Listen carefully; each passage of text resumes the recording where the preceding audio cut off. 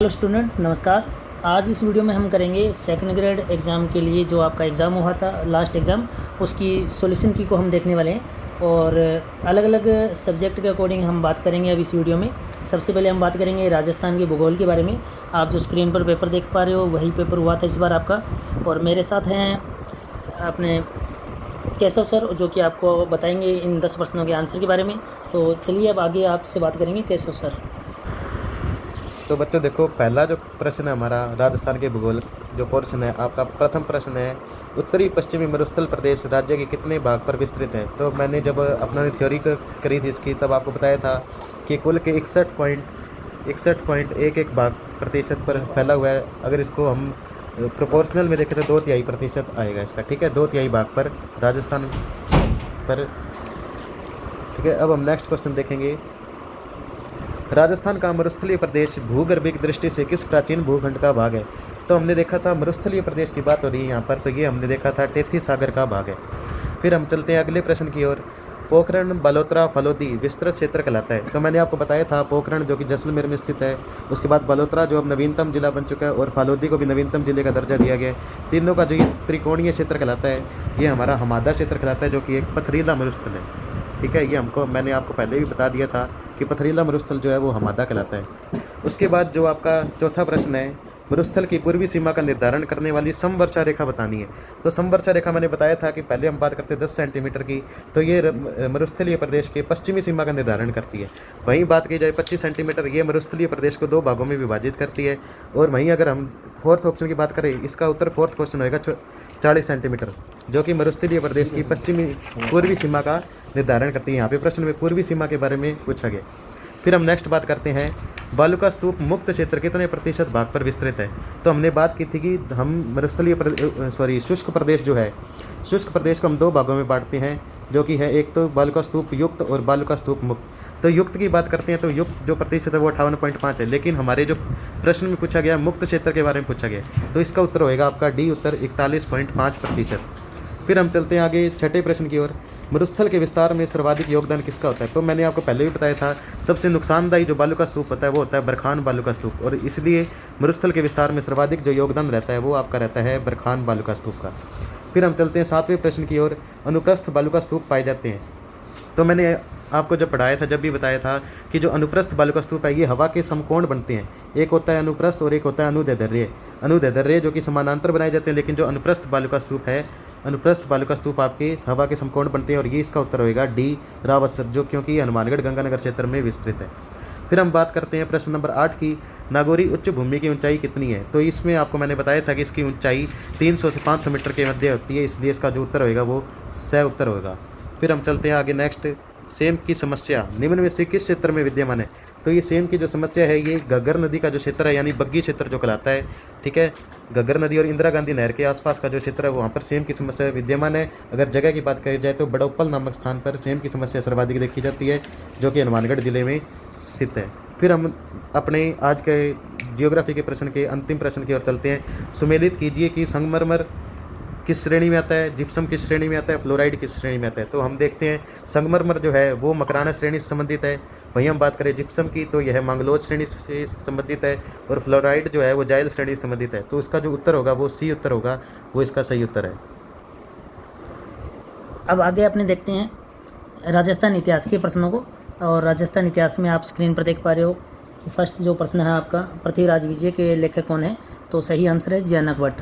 अब पृथ्वीराज रासो अगर दिया होता तो चंद्रप्रदा ही होता, फिलहाल अपने को दे रखा है पृथ्वीराज विजय, तो इसका जनक भट्ट आंसर होगा। अजमेर के चौहान वंश की स्थापना किसने की, नेक्स्ट प्रश्न है। तो अजमेर के चौहान वंश की स्थापना की है वासुदेव ने। नेक्स्ट क्वेश्चन है, रणथंभौर के चौहान वंश की जो स्थापना है वो कब की गई है। तो रणथंभौर के चौहान वंश की स्थापना 1194 में हुई थी, और आपको मैं बता दूं कि 551 में जो है अजमेर के चौहान वंश की स्थापना हुई थी, और 1301 के अंदर तो रणथंभौर का साका हुआ था। तो 1194 में इसमें बिल्कुल सही आंसर है। और नेक्स्ट प्रश्न है, नाडोल के चौहानों की कुल देवी कौन सी है। तो नाडोल के चौहानों की कुल देवी आशापुरा माता है। वहाँ अगर ऑप्शन में आशापुरा माता नहीं दिया होता तो शाकंभरी माता भी कर सकते थे, लेकिन दोनों ऑप्शन में तो आशापुरा माता सही होगा।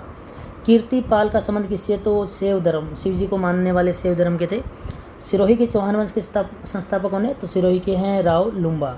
वासुदेव आपको पता है अजमेर के थे। तिलवाड़ा सभ्यता किस जिले में है। तो तिलवाड़ा सभ्यता बाड़मेर ज़िले में आती है। बसंतगढ़ शिलालेख का संबंध जो है वो किस ज़िले से है, तो सिरोही ज़िले से होगा। वहीं नेक्स्ट प्रश्न है, राजस्थान के एकीकरण का दूसरा चरण कब संपन्न हुआ, तो 25 मार्च 1948 को। विषम घाटी पंचानन किसे कहा गया, तो राणा हमीर को कहा गया विषम घाटी पंचानन। ये हमीर चौहान नहीं होगा, ध्यान रखिएगा। नेक्स्ट विश्व के भूगोल के लिए अपने चलते हैं अकरम सर के पास। एक प्रश्न देखिएगा, ये जो तिलवाड़ा सभ्यता है इसमें बालोतरा ऑप्शन में नहीं है, तो नेक्स्ट नए जो 50 जिलों के अकॉर्डिंग अगर देखेंगे तो बालोतरा ऑप्शन में आएगा। हाँ, बालोतरा नहीं है तो बाड़मेर हो सकता है, लेकिन अब नए जिलों के अनुसार इसका जो सही आंसर बालोतरा हो सकता है, लेकिन फिलहाल यहाँ ऑप्शन में बालोतरा नहीं दिया हुआ तो बाड़मेर सही होगा। तो नेक्स्ट आपका जो था 3 नंबर विश्व भूगोल और क्रम सर अभी आने वाले हैं। इससे पहले आपको मिलाते हैं सुभाषर से, जो कि आपको आंसर की बताएंगे भारतीय राजनीतिक व्यवस्था की। तो चलिए नेक्स्ट वॉइस आपको सुभाषर की मिलने वाली है। हाँ जी, नमस्कार सभी को। देखिए पॉलिटी के अंदर अपना जो पहला प्रश्न है, केंद्रीय लोक सेवा आयोग की स्थापना किस अधिनियम के तहत की गई। तो देखिए आपको पता होगा ये केंद्रीय लोक सेवा आयोग की जो स्थापना है ये सबसे पहले 1919 के अधिनियम के तहत की गई है। तो सही उत्तर होगा 1919 के अधिनियम के तहत।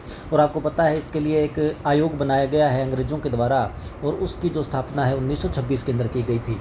तो 1919 के अधिनियम के अंदर, जिसको मॉन्टेग्यू चेम्सफोर्ड सुधार अधिनियम के नाम से भी जाना जाता है, पहली बार केंद्रीय लोक सेवा आयोग की स्थापना के बारे में इसमें उल्लेख मिलता है।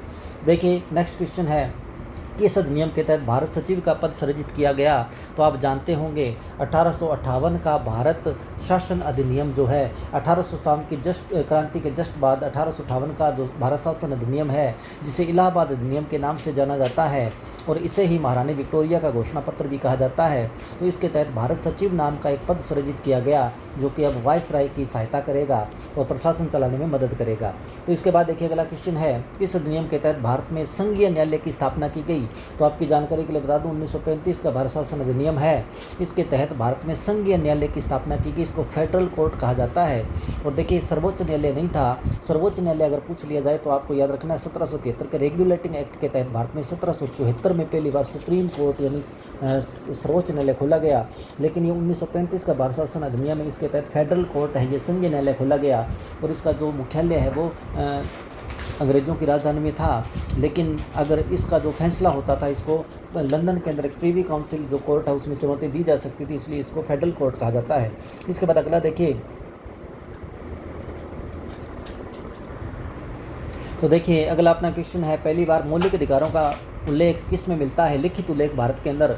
तो आपकी जानकारी के लिए बता दूं 1928 का जो नेहरू रिपोर्ट है, जो पंडित मोतीलाल नेहरू की अध्यक्षता के अंदर एक सर्वदलीय समिति का गठन किया गया था। तो 1928 के अंदर जो नेहरू रिपोर्ट प्रकाशित की गई थी, इसमें पहली बार भारतीयों को मौलिक अधिकार प्रदान किए गए थे। तो मौलिक अधिकार का पहली बार भारत में लिखित उल्लेख नेहरू रिपोर्ट में मिलता है। नेक्स्ट क्वेश्चन है, किस अधिनियम को भारतीय शिक्षित वर्ग ने अपने अधिकारों का मेग्ना कार्टा कहा। तो देखिए 1858 का जो भारत शासन अधिनियम है, इसको भारतीय शिक्षित वर्ग ने अपने अधिकारों का मेग्ना कार्टा कहा, क्योंकि इसकी मुख्य विशेषता सुशासन थी, यानी गुड गवर्नेंस। अंग्रेजों ने भारत में वादा किया है 1857 की क्रांति के डैमेज को कंट्रोल करने के लिए अंग्रेजों ने 1858 का भारत शासन अधिनियम पारित किया था, और इसमें अंग्रेजों ने भारत से वादा किया है, भारतीयों से वादा किया है कि हम भारत में सुशासन देंगे। और भारतीय जो शिक्षित वर्ग भी इसने कहा कि सुशासन तो हमारा मौलिक अधिकार है, यानी मौलिक अधिकार कहें या मेग्ना कार्टा कहें एक ही बात है। तो 1858 के भारत शासन अधिनियम को अपने अधिकारों का मेग्ना कार्टा कहा। इसके बाद देखिए नेक्स्ट क्वेश्चन है, केंद्र में द्वैध शासन की शुरुआत किस अधिनियम के तहत की गई। तो याद रखें 1935 के अधिनियम के तहत केंद्र में द्वैध शासन लगाया गया, और 1919 के अधिनियम के तहत प्रांतों में द्वैध शासन लगाया गया था। तो देखिए 1935 का अधिनियम केंद्र में पूछे तो आपको उत्तर देना है 1935 का भारत शासन अधिनियम, और प्रांतों में पूछे तो उत्तर हो जाएगा 1919 का भारत परिषद अधिनियम। तो नेक्स्ट देखिए, कैबिनेट मिशन ने अपने प्रस्तावों की घोषणा कब की थी। तो कैबिनेट मिशन ने अपने प्रस्तावों की घोषणा 24 मार्च 1946 को, तो आपको पता है कैबिनेट मिशन आया है 24 मार्च 1946 को तो आया है, ये मत उत्तर करें, यानी कैबिनेट मिशन भारत कब आया, तो 24 मार्च 1946 को। लेकिन प्रस्तावों की घोषणा के लिए सही उत्तर हो जाएगा ए ऑप्शन जो है 16 मई 1946 को कैबिनेट मिशन ने अपने प्रस्तावों की घोषणा की थी। तो आगे देखिए, निम्न में से किस रियासत को जनमत संग्रह के आधार पर भारत संघ में मिलाया गया। तो याद रखिए जूनागढ़ रियासत जो कि गुजरात के अंदर है, और जूनागढ़ रियासत को जनमत संग्रह यानी रेफरेंडम करवाया गया, यहाँ पर लोगों की राय जानी गई, कि भारत में मिलाया जाए या पाकिस्तान में मिलाया जाए, तो लोगों ने राय दी कि भारत में मिलाया जाए, इसलिए जूनागढ़ रियासत ऐसी रियासत है जिसको जनमत संग्रह के आधार पर भारत में मिलाया गया था। तो आपके आंसर की हो चुकी है, देखिए फ़िलहाल अपनों ने कर ली है फर्स्ट आंसर की अपनी जिस तरह से आपकी क्लासें लगती है उसके अकॉर्डिंग पेपर बना हुआ है। फर्स्ट राजस्थान का भूगोल आपको केशव सर करवा रहे थे, तो केशव सर ने आंसर की करवा दी आपको, और सेकंड आपको राजस्थान के इतिहास मैंने खुद ने करवा दी है। नेक्स्ट थर्ड विश्व के भूगोल में अभी अक्रम सर आपको करवाएंगे आंसर की, और इसके बाद में जो क्लास आपकी होती है राजस्थान भारतीय राजनीतिक व्यवस्था, इसके आंसर की हो चुकी है। तो चलिए अब अक्रम सर के पास चलते हैं अपने, और करेंगे विश्व के भूगोल के इन 10 प्रश्नों के आंसर। तो नमस्कार सभी को। तो अपने विश्व के भूगोल की आंसर की बात करते हैं। तो सबसे पहला क्वेश्चन है, अफ्रीका की दूसरी ऊंची चोटी का क्या नाम है। तो जैसा कि मैंने आपको बताया था, अफ्रीका की सबसे ऊंची चोटी किलिमंजारो है और दूसरी सबसे ऊंची चोटी केन्या पर्वत है। तो इसमें आपका सही ऑप्शन होगा केन्या पर्वत। अफ्रीका की महान भूभ्रंश घाटी की लंबाई कितनी है। तो जैसा कि मैंने आपको बताया था, अफ्रीका की महान भूभ्रंश घाटी दक्षिणी अफ्रीका से शुरू होकर एशिया के अंदर लगभग इजराइल तक जाती है। तो ये 6900 किलोमीटर इसकी लंबाई है जो मृत सागर तक जाती है। उसके बाद 23वां क्वेश्चन है, हॉर्न ऑफ अफ्रीका में निम्नलिखित में से कौन सा देश शामिल है। तो हॉर्न ऑफ अफ्रीका अफ्रीका का पूर्वी भाग है जिसके अंदर 4 देश आते हैं, इथोपिया, इरिट्रिया, सोमालिया और जिबूती। तो इनमें से क्वेश्चन पूछा गया है कि कौन सा देश शामिल नहीं है। तो इसमें इथोपिया भी है, लीबिया शामिल नहीं है, इरिट्रिया भी है, जिबूती भी है और चौथा सोमालिया देश भी है। तो इसमें आपका ऑप्शन होगा बी, लीबिया। अगला क्वेश्चन है, अफ्रीका की सबसे गहरी झील कौन सी है। तो अफ्रीका की सबसे गहरी झील देखो टांगानिका झील, बी ऑप्शन इसका आएगा। अब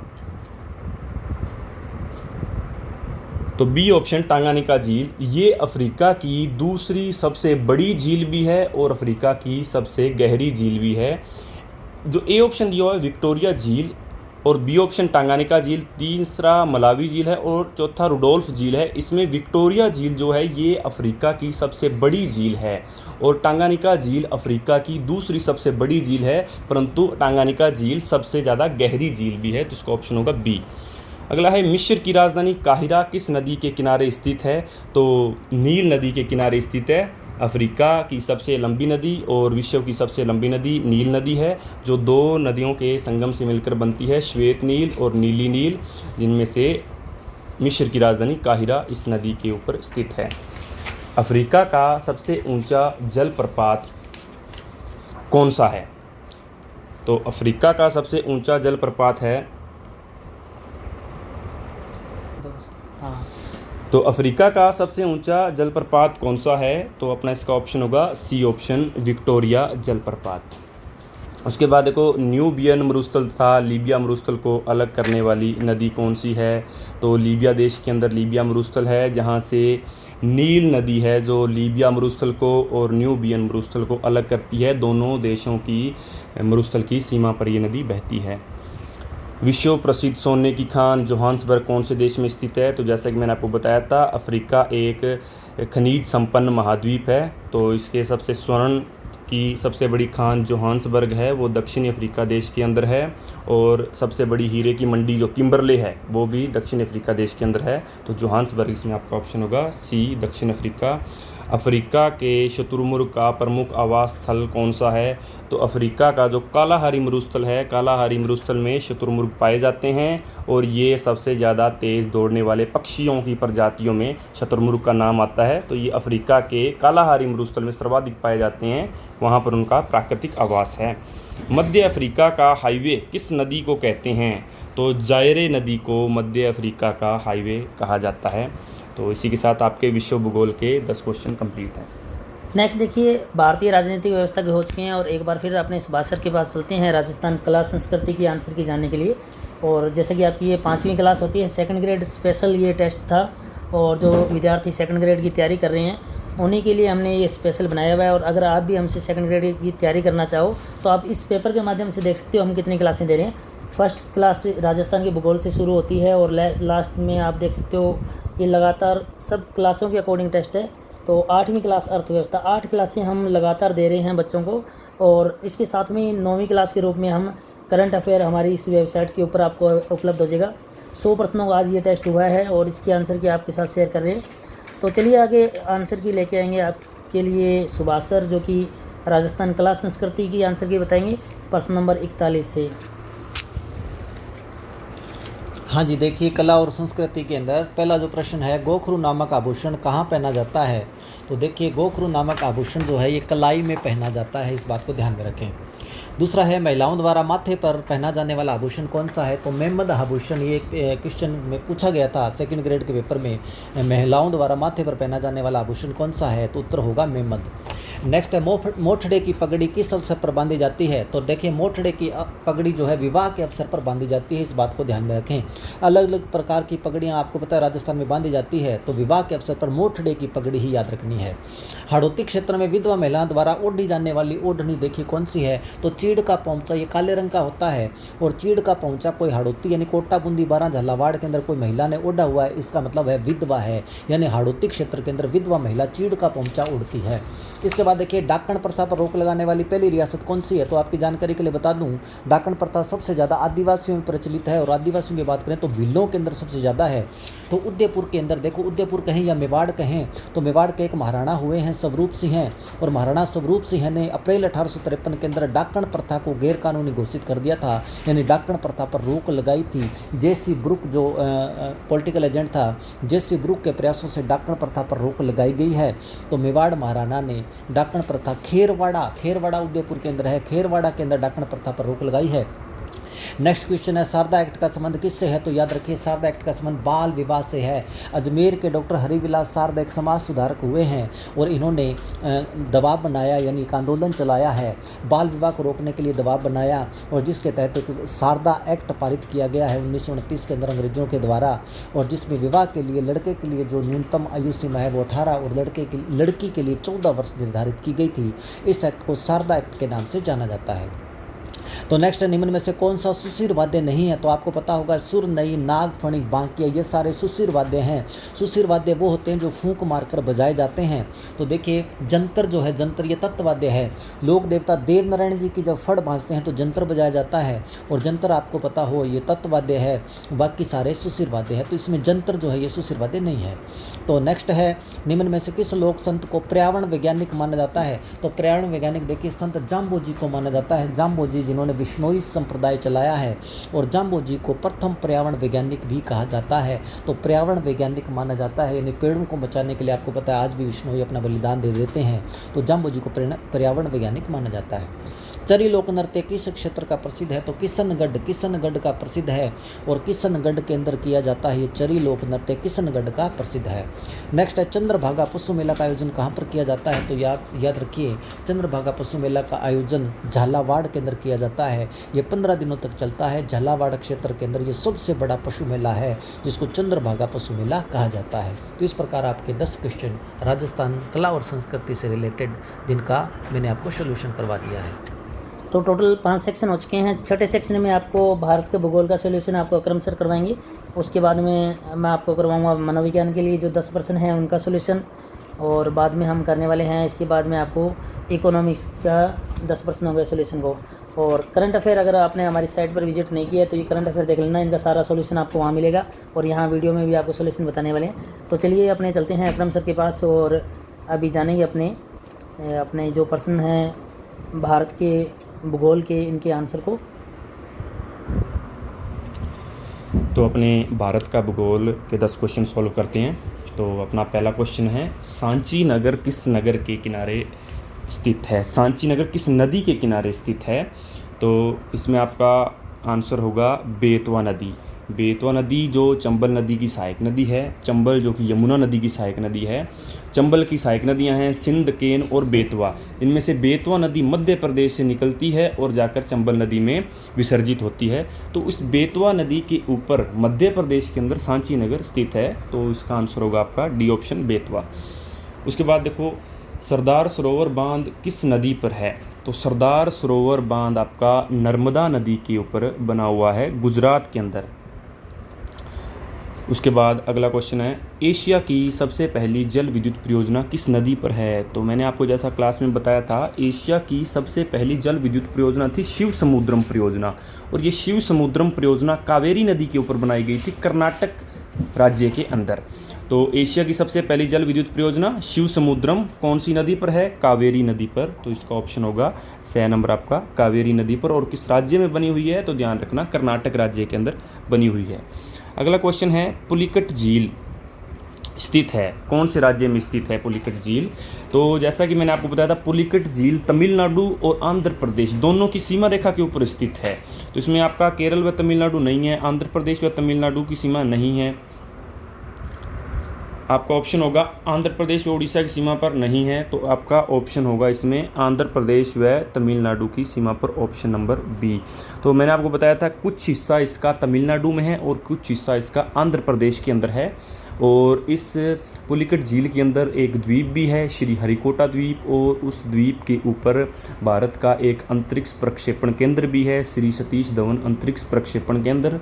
उस श्री सतीश धवन अंतरिक्ष प्रक्षेपण के कारण ही यह द्वीप जाना जाता है, श्री हरिकोटा द्वीप, और उसी के कारण यह झील जानी जाती है पुलिकट झील, जो आंध्र प्रदेश और तमिलनाडु की सीमा रेखा के ऊपर है। तो इसमें आपका ऑप्शन बी होगा।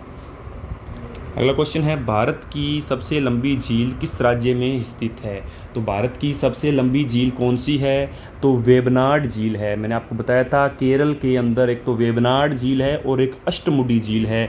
उनमें से जो वेबनाड झील है वो भारत की सबसे अधिक लंबी झील है। भारत की सबसे अधिक ऊंचाई पर स्थित चोलहामू झील है। तो इसमें भारत की सबसे लंबी झील पूछा है तो वेबनाड झील है। इसमें राज्य पूछा गया है कि कौन से राज्य में है, तो केरल राज्य के अंदर है वेबनाड झील। वेबनाड और अष्टमुडी दोनों ही केरल के अंदर हैं। अगला क्वेश्चन है, जोग जलप्रपात किस नदी के पर स्थित है? तो जोग जलप्रपात आपका शरावती नदी के ऊपर स्थित है, ऑप्शन होगा बी। देखो, भारत का सबसे ऊंचा जो जलप्रपात है वो है कुंचिकुल जलप्रपात, लेकिन विगत कुछ प्रतियोगी परीक्षाओं में भारत का सबसे ऊंचा जलप्रपात इस जोग जलप्रपात को माना गया है, जिसके कुछ उपनाम भी हैं। इसको जोग जलप्रपात भी कहते हैं, इसको गरसोपा जलप्रपात भी कहते हैं, इसको महात्मा गांधी जलप्रपात भी कहते हैं। तो ये जोग जलप्रपात शरावती नदी के ऊपर बना हुआ है कर्नाटक के अंदर। इसकी ऊंचाई 253 मीटर है, लेकिन जो भारत का सबसे ऊंचा जलप्रपात है कुंचिकुल जलप्रपात, उसकी ऊंचाई है 455 मीटर, वो भी कर्नाटक के अंदर है, वराही नदी पर है। लेकिन जोग जलप्रपात ये शरावती नदी पर है, कर्नाटक राज्य के अंदर। तो इसका ऑप्शन होगा बी, 253 मीटर इसकी ऊंचाई है जोग जलप्रपात की। अगला क्वेश्चन है, धुआंधार जलप्रपात किस राज्य में स्थित है? तो धुआंधार जलप्रपात नर्मदा नदी के ऊपर बना हुआ है मध्य प्रदेश राज्य के अंदर। तो इसमें ऑप्शन होगा डी आपका, मध्य प्रदेश। नर्मदा नदी मध्य प्रदेश से निकलती है अमरकंटकी पहाड़ियों से, और इस नदी के ऊपर धुआंधार जलप्रपात बना हुआ है। अगला क्वेश्चन है, निम्न में से कौन सा युगम सुमेलित नहीं है? गलत युगम की पहचान करनी है। तो इसमें नगर दिए हुए हैं और नदियां दी हुई हैं, मतलब जिन नदियों के ऊपर किनारे पर स्थित नगर दिए हुए हैं। तो अहमदाबाद साबरमती नदी बिल्कुल सही है, अहमदाबाद साबरमती नदी पर स्थित है। सूरत चंबल नदी ये गलत है ऑप्शन। हैदराबाद मूसी नदी पर है, बिल्कुल सही है। उज्जैन क्षिप्रा नदी पर है, बिल्कुल सही है। तो अपने को गलत युगम सुमेलित करना था, गलत युगम कौन सा है? तो इसमें सूरत चंबल नदी पर नहीं है, तो ऑप्शन बी आपका राइट आंसर होगा इसमें, क्योंकि सूरत जो है वो तापी नदी के ऊपर स्थित है। इसमें बी ऑप्शन आपका सही होगा, बाकी तीनों युगम सही है। अगला क्वेश्चन है, भारत का न्याग्रा, यहाँ गलत टाइप हो गया, यहाँ न्याग्रा होना था, न्यागत लिखा गया है यहाँ पर। तो ये भारत का न्याग्रा है, भारत का न्याग्रा कहलाता है। न्याग्रा देखो विश्व का सबसे चौड़ा जलप्रपात है, जो संयुक्त राज्य अमेरिका और कनाडा की सीमा रेखा के ऊपर स्थित है। तो भारत का न्याग्रा मतलब भारत का सर्वाधिक चौड़ा जलप्रपात कौन सा है? तो भारत का सबसे अधिक चौड़ा जलप्रपात चित्रकूट जलप्रपात है, जो छत्तीसगढ़ राज्य के अंदर इंद्रावती नदी के ऊपर स्थित है। ये चित्रकूट जलप्रपात छत्तीसगढ़ राज्य में इंद्रावती नदी पर है। ये भारत का सबसे चौड़ा जलप्रपात है। चूंकि न्याग्रा जलप्रपात विश्व का सबसे चौड़ा जलप्रपात है, तो उस दृष्टि से भारत का सबसे चौड़ा जो जलप्रपात है उसको भारत का न्याग्रा कहा जाता है। तो चित्रकूट जलप्रपात को भारत का न्याग्रा कहते हैं, जो छत्तीसगढ़ में इंद्रावती नदी के ऊपर है। इसके अलावा एक जलप्रपात और है जिसको भारत का न्याग्रा कहा जाता है, वो एक अपवाद है जो मैंने आपको बताया था, तमिलनाडु के अंदर होगेनकल जलप्रपात है। होगेनकल इसको भी भारत का न्यागरा कहा जाता है, लेकिन वास्तविक भारत का न्यागरा चित्रकूट ही है। और जो न्यागरा जलप्रपात वास्तव में है वो वास्तव में अमेरिका और कनाडा की सीमा रेखा के ऊपर है, इरी और ओंटारियो झील के मध्य स्थित है, न्यागरा नदी के ऊपर ही स्थित है। तो इसका सी ऑप्शन होगा। अगला क्वेश्चन है, भारत की दूसरी सबसे बड़ी कृत्रिम झील कौन सी है? देखो, भारत की सबसे बड़ी कृत्रिम झील तो है गोविंद वल्लभ पंत सागर झील। ए ऑप्शन जो आपका दिया हुआ है ये सबसे बड़ी 1 नंबर पर कृत्रिम झील है। तो दूसरी सबसे बड़ी पूछा गया है, तो दूसरी सबसे बड़ी आपकी जैसमंद झील है जो राजस्थान के अंदर है। जैसमंद झील की बात करें तो जैसमंद झील राजस्थान की सबसे बड़ी मीठे पानी की झील है, राजस्थान की सबसे बड़ी कृत्रिम झील है। लेकिन भारत की दृष्टि से देखें तो भारत की दूसरी सबसे बड़ी कृत्रिम झील है, जिसको जय सिंह ने बनवाया था, इसका निर्माण करवाया था जय सिंह ने। और ये भारत के अंदर उदयपुर के अंदर स्थित है, राजस्थान के उदयपुर के अंदर, और आसपास के क्षेत्रों में सिंचाई की व्यवस्था और पीने के जल की व्यवस्था करवाती है जैसमंद झील। तो भारत की दूसरी सबसे बड़ी कृत्रिम झील जैसमंद झील है। पहली सबसे बड़ी ये गोविंद वल्लभ पंत सागर झील है। ध्यान रखना, यहाँ पर 2 झीलों के नाम आते हैं, एक तो गोविंद सागर झील और एक गोविंद वल्लभ पंत सागर झील। तो भारत की सबसे बड़ी कृत्रिम झील गोविंद वल्लभ पंत सागर झील है, जो अपने ए ऑप्शन में दी हुई है। एक गोविंद सागर झील आता है सीधा, वो अपने हिमाचल प्रदेश के अंदर सतलज नदी के ऊपर बनी हुई है। और दूसरी सबसे बड़ी कृत्रिम झील जैसमंद झील है, सी ऑप्शन। तो ये अपने भारत के भूगोल के 10 क्वेश्चन थे। चलिए अब हम मनोविज्ञान साइकोलॉजी के प्रश्नों को देखेंगे। शिक्षा मनोविज्ञान आपके 2nd ग्रेड के अंदर है, शिक्षा मनोविज्ञान। तो फर्स्ट 61 नंबर प्रश्न है, बालक के विकास का अध्ययन मनोविज्ञान की जिस शाखा के अंतर्गत किया जाता है उसे क्या कहते हैं? तो बालक के विकास का अध्ययन हमेशा किया जाएगा बाल मनोविज्ञान में। हालांकि इसमें शिक्षा मनोविज्ञान दे रखा है, लेकिन आपके सिलेबस का नाम है शिक्षा मनोविज्ञान। इस टॉपिक की CDP का टॉपिक है बाल मनोविज्ञान का। सही आंसर होगा बाल मनोविज्ञान। जोहन एमोस कॉमेनियस ने विशेष धनी आयु वर्ग के बच्चों के लिए स्कूल ऑफ इन्फेंसी की स्थापना जो की है वो कहाँ की है? तो सही आंसर है इटली में की है। बालक के विकास का प्रथम बार वैज्ञानिक विवरण जो है 18वीं शताब्दी में किसने दिया है? तो 18वीं शताब्दी में दिए पेस्टालोजी ने। नेक्स्ट है, भारत में बाल विकास से जुड़े अध्ययन की शुरुआत कब और कहाँ हुई है? तो 1930 के अंदर हुई है, कोलकाता के अंदर। बालक स्वयं विकासोन्मुख होने वाला पौधा है, परिभाषा जो है वो किसकी है? तो ये फ्रोबेल ने ये परिभाषा दी थी, फ्रोबेल ने। प्रथम बाल सुधार गृह की स्थापना कब की गई? तो प्रथम बाल सुधार गृह की स्थापना की गई 1887 के अंदर ये स्थापना की गई है। नेक्स्ट देखिए, नेक्स्ट 67, भारत में गिजू भाई बंदेका ने किससे प्रभावित होकर दक्षिण मूर्ति बाल मंदिर संस्था के नाम से नर्सरी स्कूल व पूर्व प्राथमिक विद्यालय खोले? तो सही आंसर है Maria Montessori. Guidance of mental growth नामक बुक जो है वो किसकी है? तो गैसेल की ये बुक है। नेक्स्ट, बालक का विकास गर्भाधान के बाद किस स्थिति में होता है? तो सिर से किस ओर होता है, ये आना था। गर्भाधान के बाद किस ओर होता है? तो ये होता है सिर से पैर की ओर। तो बालक का विकास गर्भाधान के दौरान ये होता है सिर से पैर की ओर। और बालक पहले संपूर्ण अंगों का और फिर अंगों के भागों को चलाना सीखता है। सिद्धांत किस सिद्धांत के अंदर आता है? तो ये सिद्धांत है एकीकरण का सिद्धांत। अब चलते हैं अपने अर्थव्यवस्था को पढ़ेंगे, अर्थशास्त्र। और हम जो आज सॉल्यूशन कर रहे हैं 2nd ग्रेड का ये फर्स्ट पेपर का हम सॉल्यूशन कर रहे हैं, जो कि वीकली टेस्ट हमारे यहाँ विकल्प इंस्टीट्यूट में होते हैं। हमारा एड्रेस है भगत सिंह चौक, हनुमानगढ़ जंक्शन। अगर आपने 2nd ग्रेड की तैयारी करनी है तो आप विजिट कर सकते हैं। तो ये जो बैच है ये दोपहर का बैच है, उसका पेपर है जो आपको टाइमिंग अकॉर्डिंग इसमें लिखा हुआ है। जैसे ये अर्थशास्त्री क्लास शाम को 6 से 6:30 पर लग रही है। इसके अलावा इससे पहले जैसे मनोविज्ञान की शिक्षा मनोविज्ञान क्लास 5:20 से 6 बजे तक आयोजित होती है। तो 2nd ग्रेड का बैच है जो शुरू होता है 1:20 से लेकर और शाम को 6:30 तक चलता है। फर्स्ट पेपर है 2nd ग्रेड का। चलिए अब कंटिन्यू आगे अर्थव्यवस्था के सवाल करते हैं। प्रश्न देखिए, अर्थशास्त्र में 71 है कि अर्थशास्त्र का जनक किसे कहा जाता है? तो एडम स्मिथ को भी कहा जाता है और J.M. केन्स को कहा जाता है। पर J.M. केन्स आधुनिक अर्थशास्त्र का है, तो यहाँ आधुनिक जैसा कोई वर्ड नहीं दे रखा, तो सही आंसर होगा Adam Smith. Wealth of nation किसकी बुक है? तो एडम स्मिथ की बुक है। निम्न में से आधुनिक अर्थशास्त्र के जनक, यहाँ पर ये प्रश्न आ चुका है, J.M. केन्स। निम्न में से प्राथमिक क्षेत्र में शामिल नहीं है। तो खनन प्राथमिक में होता है, वानिकी प्राथमिक में होता है, कृषि प्राथमिक में होता है, तो सही आंसर होगा बीमा। बीमा 3rd में होता है सेवा क्षेत्र में। गोल्डन कॉलर जॉब किस में शामिल है? तो गोल्डन कॉलर जॉब में शामिल प्रबंधन नहीं है, उत्खनन नहीं है, परिवहन नहीं है, तो कौन सा होगा? CEO। नेक्स्ट, भारत में कुल कितने मिलियन गिग वर्कर जो हैं वो कार्यरत हैं? तो 15 मिलियन वर्कर कार्यरत है, 15 मिलियन वर्कर। आगे, बाजार प्रधान नियोजित अर्थव्यवस्था का व उदारवादी अर्थव्यवस्था को भारत में कब अपनाया गया, ये बात है 1991 की। गैर योजनाबद्ध अर्थव्यवस्था वर्तमान में विश्व में कितने देश हैं, तो ऐसा कोई देश नहीं है जो आपको कोई योजना नहीं बनाता, बिना योजना के जो चलते हैं, गैर योजनाबद्ध कोई भी नहीं है, तो इनमें से कोई नहीं, आज कोई भी देश नहीं है, इनमें से नहीं, आज कोई भी देश नहीं है। विश्व विकास रिपोर्ट को प्रथम बार कब पेश किया गया था, 2006 में ये रिपोर्ट आई थी। और विश्व विकास रिपोर्ट प्रतिवर्ष कब जारी की जाती है, तो 1 जुलाई को आती है, तो 1 जुलाई नेक्स्ट आने वाली है, तो तब ये रिपोर्ट जारी होगी। करंट अफेयर के जो प्रश्न है, आपकी 8 क्लासें हम सेकंड ग्रेड में डेली लगाते हैं, और उसके अलावा 9वीं क्लास जो करंट अफेयर की है वो आपको देखने को मिलती है हमारी वेबसाइट abhikalpinstitute.com, इस पर हम ये अपलोड करते हैं। तो राष्ट्रीय अंतर्राष्ट्रीय के साथ साथ राजस्थान करंट अफेयर के भी डेली के प्रश्न आपको डाले जाते हैं इसमें। अब प्रश्न है 81, 20 प्रश्न हमने इसमें दिए हैं करंट अफेयर के। पीएम नरेंद्र मोदी ने कौन से शहर में अंतर्राष्ट्रीय योग दिवस 2024 के तहत कार्यक्रम में हिस्सा लिया था, तो ये हाल ही में लिया था श्रीनगर के अंदर। विश्व शरणार्थी दिवस प्रतिवर्ष कब मनाया जाता है, तो 20 जून को मनाया जाता है। अगला 21 जून जो था वो योग दिवस था।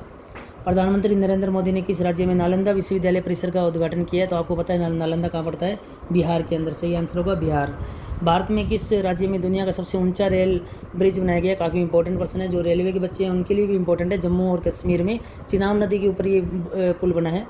नेक्स्ट, अंतर्राष्ट्रीय योग दिवस दिवस पर इस वर्ष प्रधानमंत्री नरेंद्र मोदी की तीसरी कार्यकाल के बाद जम्मू कश्मीर की ये कौन सी यात्रा है, तो जम्मू कश्मीर की ये जो इनकी पहली यात्रा है, ये अब तीसरे कार्यकाल के अंदर। नेक्स्ट, केंद्रीय मंत्रिमंडल ने बधावन बंदरगाह को मंजूरी दी है, ये जो है कौन से राज्य में बनाया जाएगा, तो ये महाराष्ट्र राज्य में बनने वाला ये बंदरगाह होगा। T20 इंटरनेशनल में दूसरे सबसे तेज़ 100 विकेट लेने वाले गेंदबाज कौन बने हैं, तो सही आंसर है संदीप लामिछाने। पीएम किसान निधि योजना का उद्देश्य किसानों को कितने रुपए वार्षिक सहायता देना है, सही आंसर है 8,000, इसमें आपका सही आंसर होगा 6,000 रुपये वार्षिक, इसका सही आंसर होगा ऑप्शन से। दुनिया का सबसे ऊंचा रेलवे ब्रिज चिनाब नदी पर बना है, अभी बात की अपने। इसकी ऊंचाई लगभग कितने मीटर है, तो इसकी ऊंचाई है 359 मीटर लंबाई ऊंचाई है इसकी। हाल ही में संयुक्त राष्ट्र लोक सेवा दिवस कब मनाया गया, तो इसका जो सही आंसर है 23 जून को, 23 जून। हाल ही में global wind energy council India के अध्यक्ष के रूप में किसको नियुक्त किया गया है, गिरीश तांती, सही आंसर है। हाल ही में हेमिस महोत्सव कहाँ मनाया गया है, तो ये लद्दाख में मनाया गया है, हर साल मनाया जाता है, इंपॉर्टेंट है। हाल ही में लोकसभा का प्रोटेम स्पीकर किसे नियुक्त किया गया है, तो ये भर्तृहरि मेहताब को काफ़ी चर्चा का विषय रहा है अभी। हाल ही में किसको UVCEE का पहला निदेशक नियुक्त किया गया है, तो सही आंसर है S त्रिपाठी को नियुक्त किया गया है।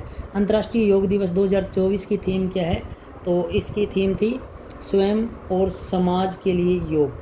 विश्व संगीत दिवस हर साल कब मनाया जाता है, तो 21 जून योग दिवस वाले दिन ही मनाया जाता है। भारत सरकार ने स्वास्थ्य क्षेत्र को बेहतर बनाने के लिए किस बैंक के साथ ऋण समझौता किया है, तो सही आंसर है ये बैंक है आपका एशियाई विकास bank ADB। Next, BRICS games 2024 का आयोजन किस देश में किया जा रहा है, रूस में किया जा रहा है। बोन जलवायु सम्मेलन का आयोजन किस देश में किया जा रहा है, तो जर्मनी, सही आंसर है। और लास्ट क्वेश्चन है, विश्व शरणार्थी दिवस 2024 की थीम क्या रखी गई है, एक ऐसी दुनिया के लिए जहां शरणार्थियों का स्वागत है। तो ये हमारे आज के 100 प्रश्न थे, और स्पेशल ये जो टेस्ट आयोजित किया गया है सेकंड ग्रेड के लिए, फर्स्ट पेपर सेकंड ग्रेड के विद्यार्थियों के लिए, सेकंड ग्रेड के जो विद्यार्थी जो तैयारी करेंगे उनका पेपर 1 का ये पेपर था जो आयोजित किए।